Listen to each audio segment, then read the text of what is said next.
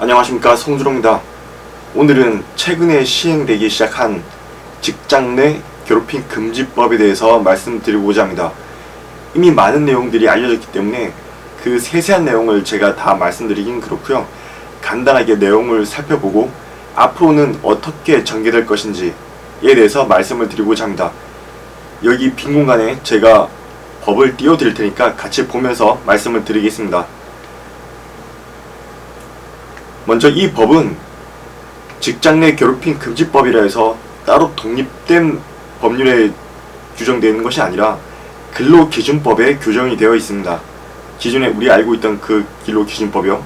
거기에 76조의 2부터 해서 70조의 3, 3개 조문에 각 항별로 규정이 되어 있습니다. 그럼 보도록 하겠습니다. 76조의 2, 직장 내 괴롭힘의 금지. 사용자 또는 근로자는 직장에서의 지위 또는 관계 등의 우위를 이용하여 업무상 적정 범위를 넘어 다른 근로자에게 신체적, 정신적 고통을 주거나 근무 환경을 악화시키는 행위를 하여서는 아니 된다 라고 규정되어 있습니다. 여기서 우월적 지위, 업무상 적정 범위에게 신체적, 정신적 고통, 근무 환경 악화, 굉장히 추상적인 단어를 쓰고 있습니다. 따라서 각각의 요건에 모두에 각각의 요건에 해당해야 괴롭힘에 해당한다는 것이죠. 그렇기 때문에 그 판단이 굉장히 어렵습니다. 그래서 앞으로 이에 대한 유권 해석이나 고용노동부의 지침, 대법원 판례의 판결, 이 종합적으로 고려돼서 그 결과가 나올 것으로 생각을 합니다. 그래서 76조의 3에 보면 조금 더 자세하게 그 조치에 대해서 얘기를 하고 있는데요. 앞에 거는 요건에 관한 것이라면 뒤에 거는 그런 사건이 발생했을 때의 조치에 대해서 얘기를 하고 있습니다. 내용을 보면 1항 누구든지 직장 내 괴롭힘 발생 사실을 알게 된 경우 그 사실을 사용자에게 신고할 수 있다. 중요한 것은 누구든지인데요. 이 규정에도 불구하고 현실적으로는 누구든지 할 수 있죠. 이 규정에 의해서 비로소 누구든지 할 수 있는 것이 아니라 과거에서부터 누구든지 할 수 있던 것을 확인시켜 놓은 조항입니다. 2항 사용자는 제1항에 따른 신고를 접수하거나 직장 내 괴롭힘 발생 사실을 인지한 경우에는 지체 없이 그 사실을 확인을 위한 조사를 실시하여야 한다.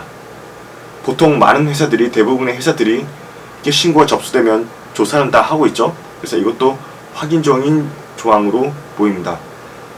3항 사용자는 제2항에 따른 조사 기간 동안 직장 내 괴롭힘과 관련하여 피해를 입은 근로자 또는 피해를 입었다고 주장하는 근로자를 보호하기 위하여 필요한 경우 해당 피해 근로자 등에 대하여 근무장소 변경, 유급휴가 명령 등 적절한 조치를 하여야 한다. 이 경우 사용자는 피해 근로자 등의 의사에 반하는 조치를 하여서는 아니 된다 라고 나와 있습니다. 이건 어찌 보면 당연한 조항인데요. 조사를 하고 있는 와중에 가해자와 근로자가 같은 부서나 같은 환경에 있다면 조사의 적정성에 우려가 있을 수도 있고 조사가 과연 제대로 될까에 대한 그 의문이 생길 수 있습니다. 그래서 그에 대한 조치로서 사용자가 이런 조치를 해야 된다는 것을 규정을 하고 있습니다. 4항 사용자는 제2항에 따른 조사 결과 직장 내 괴롭힘 발생 사실이 확인된 때에는 피해 근로자가 요청하면 근무 장소 변경, 배치 전환, 유급 휴가 명령 등 적절한 조치를 하여야 한다.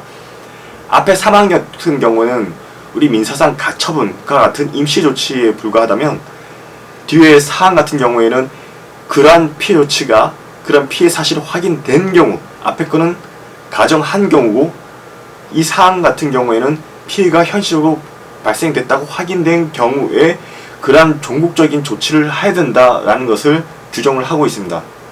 이것이 바로 3항과 4항의 차이죠. 5항 사용자는 제2항에 따른 조사 결과 직장 내 괴롭힘 발생 사실이 확인된 때에는 지체 없이 행위자에 대하여 징계, 근무 장소의 변경 등 필요한 조치를 하여야 한다. 이 경우 사용자는 징계 조치 등의 조치를 취하기 전에 그 조치에 대하여 피해 근로자의 의견을 들어야 한다. 4항 같은 경우 피해 사실 발생했을 때 피해자에 대한 조치에 해당한다면 이 5항은 그 가해자에 대한 조치에 해당하는 조항이라고 볼 수가 있습니다. 6항 사용자는 직장 내 괴롭힘 발생 사실을 신고한 근로자 및 피해 근로자 등에게 해고나 그 밖에 불리한 처우를 하여서는 아니 된다. 이른바 보복금지죠. 여기서 이 6항의 의미가 있는데요. 왜냐면 1에서 5항 같은 경우는 그에 따른 조치를 하지 않는다 하더라도 처벌 조항이 없습니다. 그러나 6항 같은 경우에는 처벌 조항이 있는데요. 이게 따르지 아니한 경우, 즉 6항에 위반하는 경우에는 3년 이하의 징역이나 3천만 원 이하의 벌금에 처하도록 되어 있습니다. 그래서 이 법 신설에 의해서 의미 있는 조항은 바로 이 6항인 것입니다. 이 1에서부터 5항 같은 경우는 현실적으로 어느 회사든지 대부분 이행되고 있잖아요. 그런데 이 6항 같은 경우는 보복금지에도 불구하고 보복을 한 경우에는 6항에 따르는 형사처벌 조항에 의해서 처벌된다는 데 의미가 있습니다. 그런데 이 6항을 본다면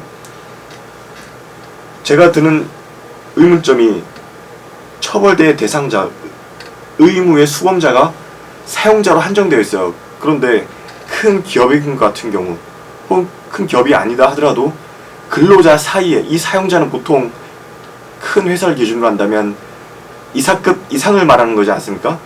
보통 부장급 이하들은 보통 근로자로 보는 경향이 있고요. 그렇기 때문에 근로자와 근로자 사이의 문제에 있을 때 근로자와 근로자 사이의 보복일 때는 어떻게 되는가라는 문제점이 남아있고요.